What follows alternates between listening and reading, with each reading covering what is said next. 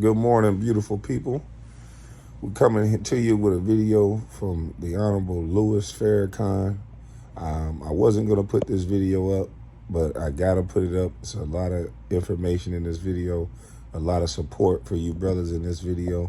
So I decided to put it up on my backup channel, Kwame Brown Bustlife 2.0.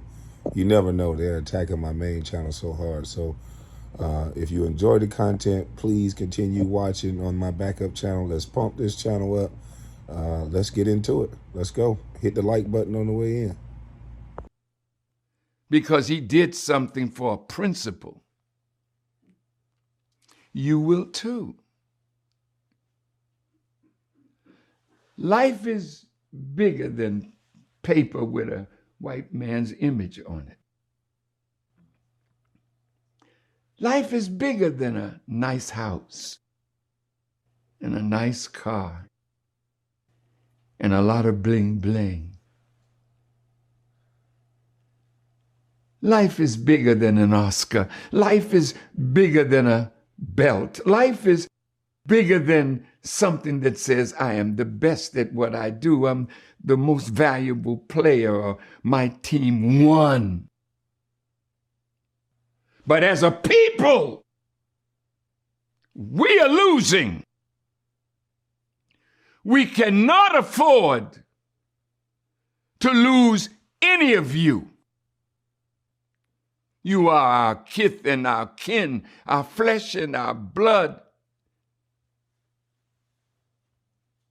And so I wanted to say something to help us to come together rather than break apart.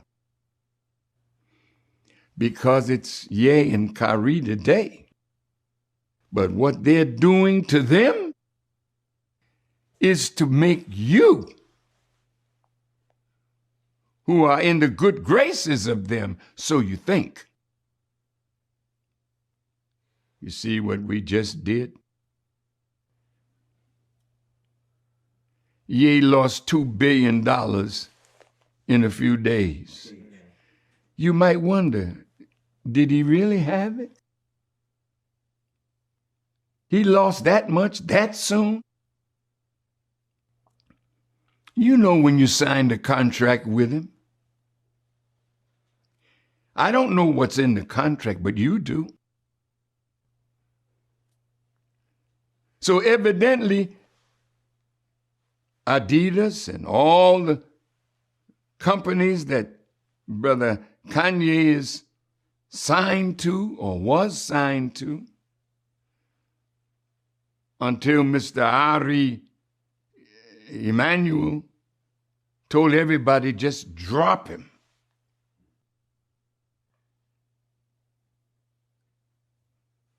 Beloved brothers and sisters, look, your day is soon coming. I'm asking you stop beating each other up in the public. Stop doing that. But of course, that's what the master wants us to do. There's a slave here that's getting out of place, and teach him a lesson. Beat him up. I'm saying to you, don't do that. Call your brother.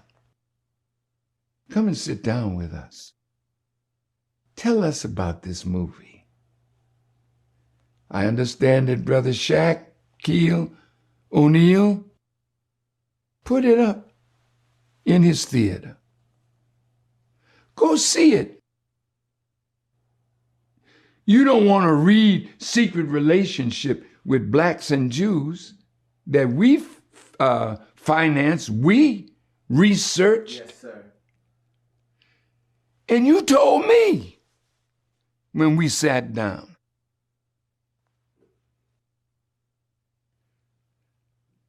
We had dinner together in the home of a Jewish rabbi.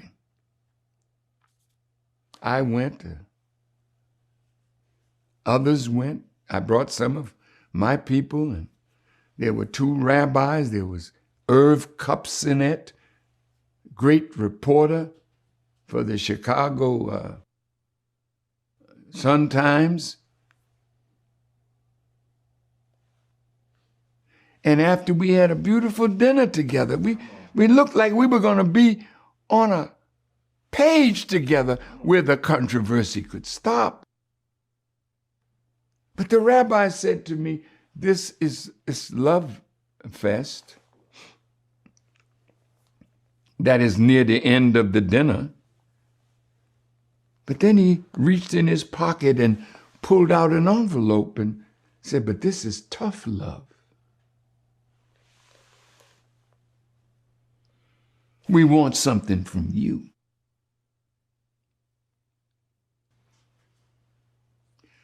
And they said, Minister, we have to watch you over a protracted time to make sure that you've changed.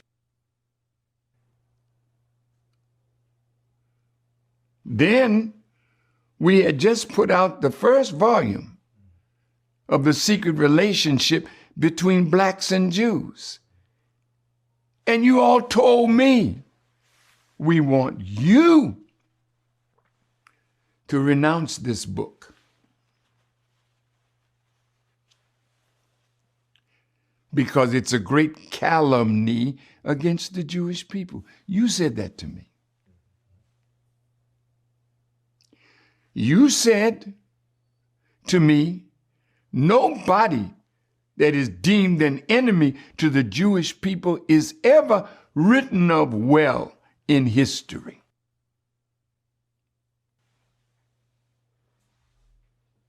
You know you control much of the publishing industry. So if you write the books, your people are heavily placed in the media. So when you all get ready to dog us out, you call those in that you pay.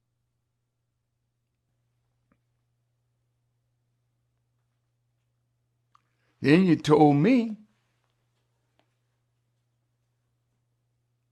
that if I did all the things that you all asked me to do, you would clean up my image.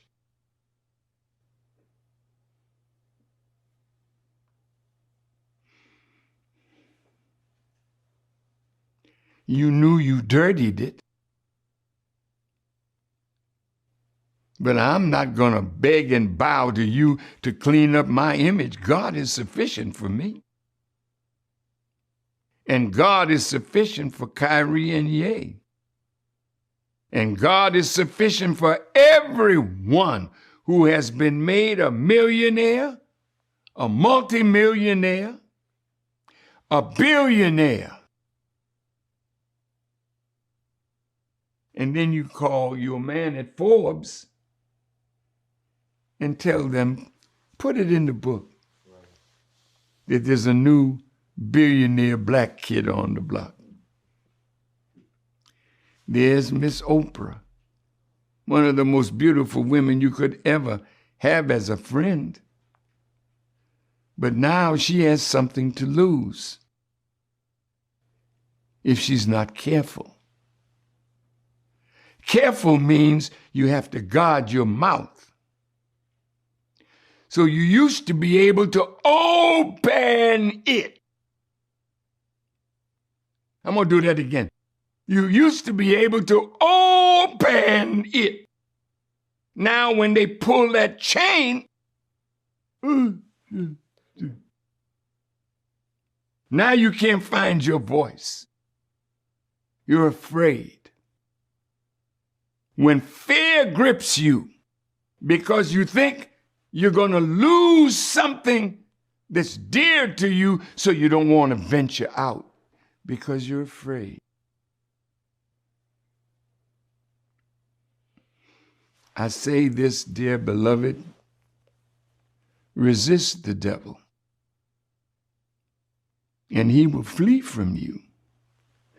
To resist means to withstand the action or the effect of.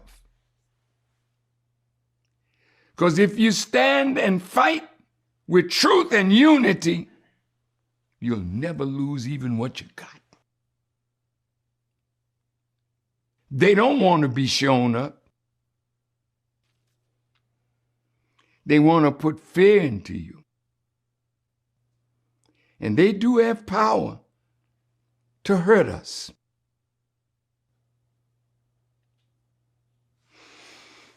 And God has plenty of power to hurt them.